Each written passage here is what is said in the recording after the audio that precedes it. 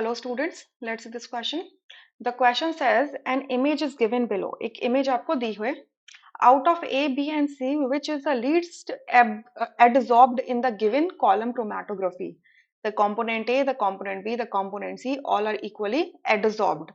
तो ये आपको क्या दिया हुआ है? एक कॉलम दिया हुआ है एंड कॉलम इसमें तीन सब्सटेंसेस आपको दिख रहे हैं ए बी एंड सी. ठीक है, तो आपको एक मिक्सचर दिया हुआ है. मिक्सचर दिया है किसका? ए का, बी का एंड सी का. तो ये कहलाता है कॉलम.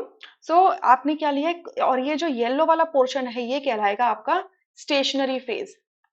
स्टेशनरी फेज और एडजॉर्बेंट.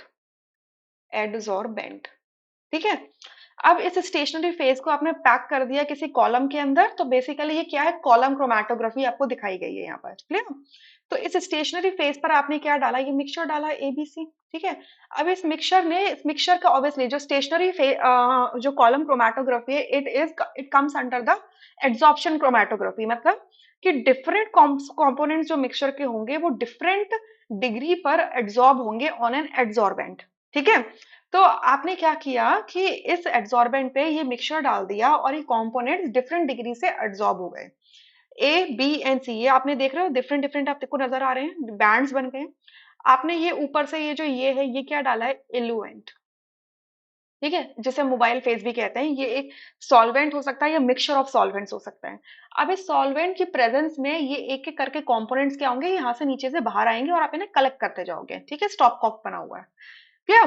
अच्छा, तो यहां से कह रहे हैं out of A B and C which is the least absorbed. कौन सा कंपोनेंट है out of A B and C जो लीस्ट एब्सॉर्ब्ड है in the given column chromatography? मतलब इस स्टेशनरी फेज में जो सबसे ज्यादा लीस्ट एब्सॉर्ब है. ठीक है. तो अगर आप देखो कि स्टेशनरी फेज यहाँ से स्टार्ट होता है. ठीक है, आपने इसके ऊपर डाला, ए तो ऊपर के ऊपर ही रह गया, लेकिन बी थोड़ा सा और नीचे आ गया, सी और नीचे आ गया. मतलब आप जैसे इलुएंट डाल रहे हो तो आपका सी वाला जो कंपोनेंट है वो इलुएंट के साथ में ज्यादा क्या है? सॉलेबल है. ये ज्यादा एब्जॉर्ब रहेगा, ये ज्यादा सॉलेबल है, तो इलुएंट के साथ में वो बाहर आ सकता है. अगर वो इलुएंट के साथ बाहर आ रहा है मतलब आपका जो ये जो आउटर पोर्शन है. ठीक है, आउटर एंड एंड है, ये आउटर एंड है. अगर इसके नियर जो भी कंपोनेंट होता है वो लीस्ट एब्सॉर्ब्ड होता है हमेशा. ठीक है. सो आपका ये वाला क्या होगा? लीस्ट एब्सॉर्ब्ड होगा. तभी ये आउटर एंड पे पहुंच चुका है. और ए क्या होगा? मोस्ट एब्सॉर्ब्ड होगा, क्योंकि ये अभी भी स्टेशनरी फेज के बिल्कुल टॉप में ही है. मतलब जाते ही एब्सॉर्ब हो गया. ठीक है, जाते ही क्या हो गया? एब्सॉर्ब्ड हो गया. इट इज बिल्कुल वैसे वैसे ही है. बिल्कुल है कि आपके कोई एक कॉमन फंक्शन है, उस कॉमन फंक्शन में आप गए और आपके फ्रेंड गया है.